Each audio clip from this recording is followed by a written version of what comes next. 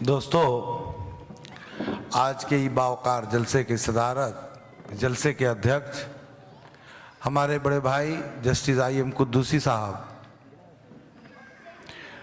मैं शायद आप लोग कुद्दूसी साहब को 1 या 2 प्रोग्राम से देख रहे हैं, मगर मेरे रिश्ते बड़े पुराने हैं। करीबन 15 साल हो गए हमारे रिश्ते के। और आज इस ऑर्गेनाइजेशन पूरे हिंदुस्तान में अगर फैली है तो इसमें कहीं ना कहीं जस्टिस IM कुद्दूसी साहब का एक बड़ा अहम रोल रहा है। हम चाहेंगे कि आप उन्हें,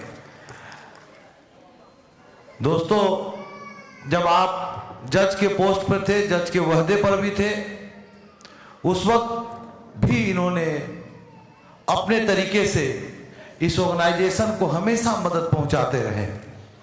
जब जब इस ऑर्गेनाइजेशन किसी बड़े तूफान से लड़ने की हिमाकत की है, ये ऑर्गेनाइजेशन कभी, जब जब आप ये समझ रहे थे कि बंगाल में इतनी बड़ी उर्दू की तहरीक चल रही है और वो भी बायामहाज हुकूमत के खिलाफ, लेफ्ट हुकूमत थी, ऐसे बहुत सारे मसाइल आए।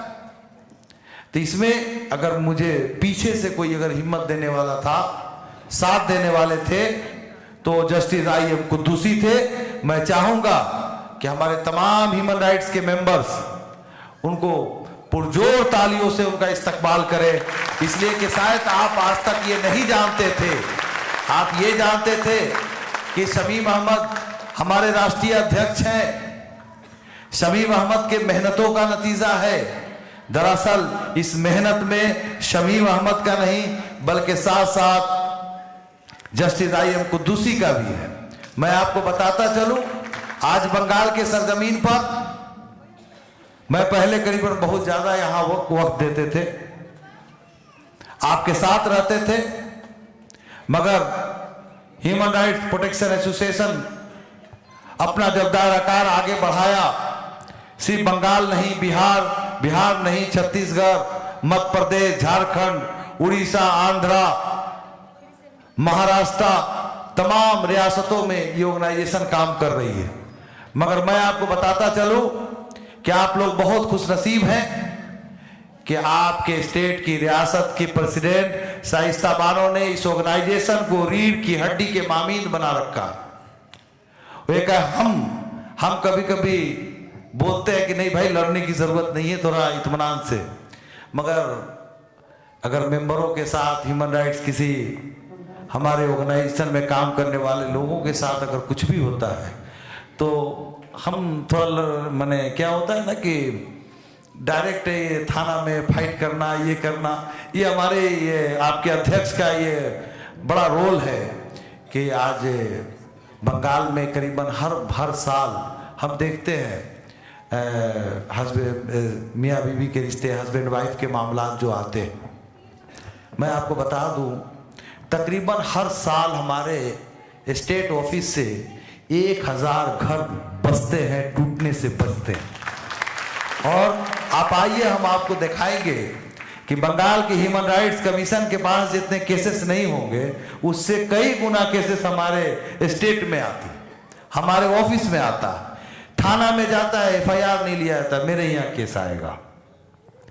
आपको बता दूं, मगर जानते हैं कभी कभी हम तो इस तमाम जिम्मेदारी जो है, औरतों के मसाइल, 498A, हस्बैंड वाइफ के मामला, तो काउंसलिंग के जरिए मैं कभी, अब तो एक्चुअल बाहर रहते हैं, कभी एक बार मैंने देखा कि एक लड़की MBA थी, उसके हस्बैंड भी MBA थे, आपस में छोटा सा बात से तनाव हुआ और रिश्ते टूटने के कतार पे पहुंच गया। हालत ये हुई कि उस लड़की ने लड़के को जेल भी भिजवाया। अब किसी भी कीमत पर यह समझौता नहीं हो सकता, ये रिश्ता टूट चुका है। ऐसे हालात में जब ह्यूमन राइट्स प्रोटेक्शन एसोसिएशन में ये केस दर्ज होता है, लोग अपना अर्जी देते हैं, तो हमारी स्टेट प्रेसिडेंट शाइस्ता बानो ने जब उसको काउंसलिंग के जरिए, 1, 2, 3, 4 काउंसलिंग के जरिए वो केस को हल किया जाता है। अब मैंने एक बार पूछा कि भाई तुम लोग करते कैसे हो? कहे कि हम इस सेक्टर हमारा नहीं है। तो इन्होंने बताया कि मेरे कुछ टीम है, अगर कहीं से मेरे पास कोई कंप्लेन आता है तो हम लोग पहले उस टीम को भेजते हैं, वहाँ के आस पड़ोस के लोगों से जानते हैं कि भाई जो कंप्लेनर है वो कितना सही है, जिसके बारे में आरोप लगा रहा है। फिर वो इसलिए बता रहे हैं कि हमारे 3 यहाँ जस्टिस बैठे हैं। तो ये पता करने के बाद फिर यहाँ रिपोर्ट इनको दिया जाता है कि भाई यहाँ ऐसे ऐसे है, जो जिसने कंप्लेनर है वो सही है। फिर दोनों को भी बैठा के जब काउंसलिंग किया जाता है तो मैं अपने आंखों से देखा हूँ, अगर वो सीडी आप देख लें तो सारे स्टेज के लोग रो पड़ेंगे। वो लड़की उठती है और उठ के अपने पति के पैर से लिपट जाती है और जारो कतार रोने लगती, कहती है मुझसे बड़ी भूल हो गई, मैं समझा नहीं। मैं आपको बताऊं ऐसे हजारों बहनों की घर इस ह्यूमन राइट्स प्रोटेक्शन एसोसिएशन ने पर ईयर हर साल घरों को बसाने और जोड़ने की कोशिश किया है। इसके लिए हम चाहेंगे कि आपके अध्यक्ष, आपके बंगाल के अध्यक्ष, और बंगाल ह्यूमन राइट्स सबसे अहम पिलर माना जाता है यहाँ, इसलिए ह्यूमन राइट्स की पैदाइश तो दिल्ली से जरूर हुआ, जन्म जरूर हुआ था, मगर उसको पोषण पालन उसको सींचने की जो कोशिश की गई थी वो बंगाल की सरजमीन था। तो आप लोग ये सब मुझे बताने की जरूरत इसलिए पड़ रही है। अभी विजय चतुर्वेदी योगी जी जो हमारे गुरु हैं, मैं उन्हें बड़ा सम्मान देता हूं और मैं फख्र से कहता हूं कि वो हमारे गुरु हैं। और मुझे इसलिए कि मुझे, हम आज तक जल्दी किसी को गुरु नहीं मानते, पता नहीं मेरे अंदर भी एक जिद है, मैं जल्दी नहीं मानता हूं, मगर मेरे रिश्ते कम से कम 15 से 20 साल हो गए और 20 सालों में इन्होंने जो राह दिया, अच्छा रास्ता बताया चलने के लिए, बोलने के लिए।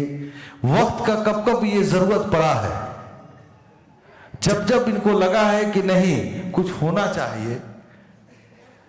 मगर एक चीज आप तो कहीं कहीं इनसे हमारी कहीं कहीं हम भी दुखी हो जाते हैं, इसलिए गुरु हैं बोलते नहीं हैं। इनके अंदर सबसे बड़ी बात है कि ईगो बोल का कोई चीज नहीं है। ये वो शख्स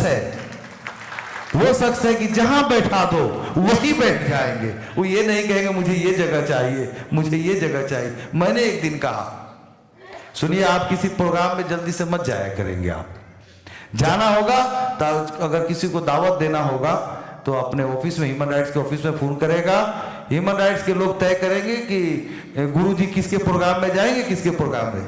हमको बोलते नहीं, हमें रहने दो, ऐसी ठीक है, मुझे जाने दो।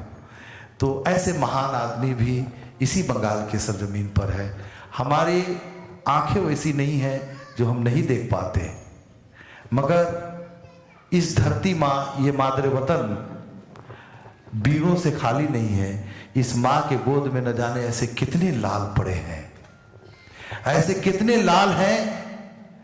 बस हमें वैसी आंख चाहिए, वैसी दृष्टि चाहिए, वैसा नजर चाहिए जो हम वैसे लालों को देख सके, पहचान सके। आप कहते हैं हिंदू मुसलमान की बात करते हैं, आप देखिए इस स्टेज पे कौन यहां फर्क लग रहा है। एक शेर है, काश अपने मुल्क को एक ऐसी फिजा बने, काश अपने मुल्क की एक ऐसी फिजा बने, मंदिर जले तो रंज मुसलमान को हो।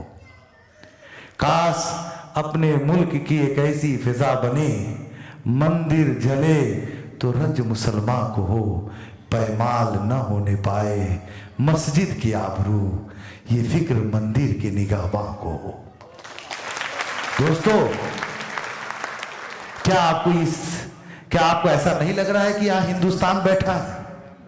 बताइए, सारे लोग, आप लोग बताइए, क्या इस स्टेज पर आपको नहीं लग रहा है कि पूरा हिंदुस्तान यहां मौजूद है? बताइए भाई।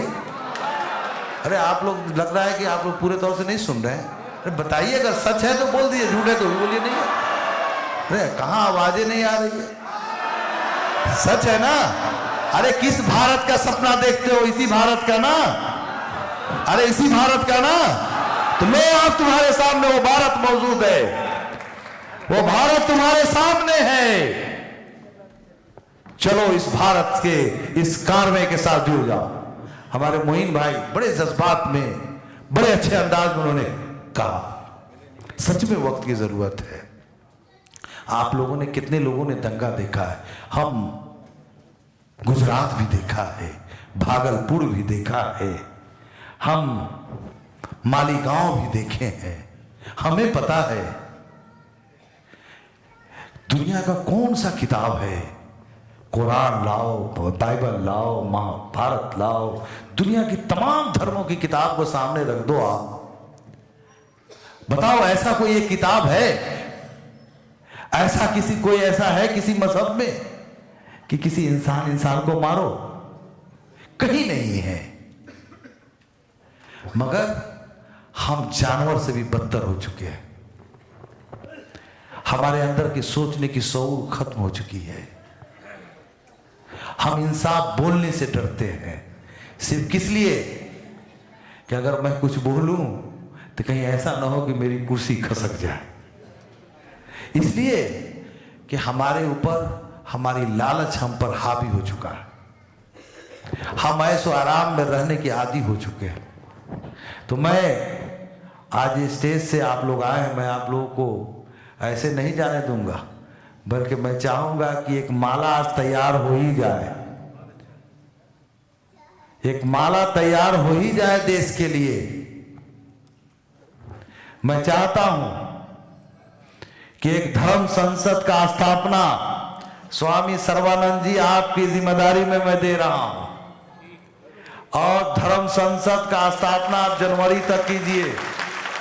जहां जो चीज की जरूरत पड़ेगी हम आपके साथ खड़े नजर आएंगे। और ये धर्म संसद का मकसद ये होगा, अब मस्जिद मंदिर की लड़ाई पार्लियामेंट में नहीं जाएगा, मंदिर मस्जिद की लड़ाई थाना में नहीं जाएगा, मंदिर और मस्जिद की लड़ाई धर्म संसद में होगा। धर्म संसद तय करेगा। कहीं दंगा हिंदू मुसलमान का हो गया, सिख ईसाई का हो गया, पुलिस वाले जाके और दंगा भड़का देते हैं। मैं आपको बताना ये चाहता हूं, ये जब हम नदिया में एक हिंदू मुसलमान का दंगा हुआ, रात में खबर मिली, गए, पता चला कि वहां पुलिस वाले दंगा फैला रहे थे। तो अब हमें पुलिस की भी जरूरत नहीं है, अब तो धर्म संसद तय करेगा।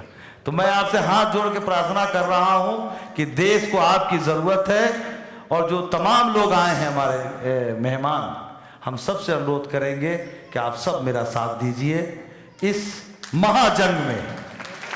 और ये जंग एक बार इसलिए हम कहेंगे कि सारे लोग हाथ उठा के इस जंग में शामिल हो जाएं, ताकि पूरी दुनिया को ये पता चले कि हिंदुस्तान में शांति का एक नया जंग का आगाज हो चुका है। तो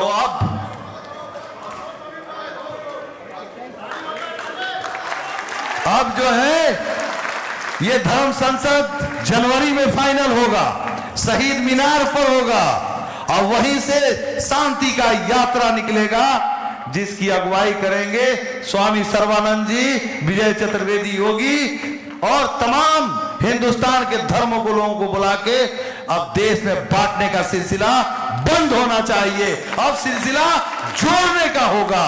जो बांटने वाले आएंगे उसे हम लोग टिकने नहीं देंगे, उसे तबाह कर देंगे। हम शांति और अमन का पैगाम लेकर जाएंगे। तो अब बिना किसी तमहीद के मैं अपने सरपरस्त, अपने बड़े भाई, जिनके बदौलत, जिनके दुआओं से, जिन्होंने हमारे जो मदद की है इस ऑर्गेनाइजेशन को यहां तक लाने में, हमें काम करने में, अब आपके सामने जस्टिस आई.एम. कुद्दूसी साहब अब स्टेज पर आएंगे और अपनी सदारती खुतबा देंगे, अपनी बातें रखेंगे। उसके बाद ये प्रोग्राम खत्म हो जाएगा। प्रोग्राम तो खत्म हो जाएगा, मगर ये बात सुनकर आप यहीं खत्म नहीं करेंगे, इसको घर तक लेकर जाएंगे, अपने लोगों में फैलाएंगे। लोग कहते हैं मैं कहता हूं भीड़ का कोई लक्ष्य नहीं होता। मेरे गुरु हमेशा कहते हैं, जोगी जी, भीड़ का कोई लक्ष्य नहीं होता, कतार का हमेशा लक्ष्य हुआ करता है। और ये कतार है, और ये कतार एक भीड़ का शक्ल इख्तियार कर लेगा। तो अब हम गुजारिश करेंगे हमारे बड़े भाई जस्टिस आई एम कुद्दूसी साहब को स्टेज पर आए, मंच डाइस पर आए, और हम कहेंगे आप लोग खड़े होकर उनके सम्मान में उनको एक भरपूर इस्तकबालिया आप लोग खड़े होकर दे, इसलिए कि इस ऑर्गेनाइजेशन में इनका एक अहम और बड़ा किरदार रहा है।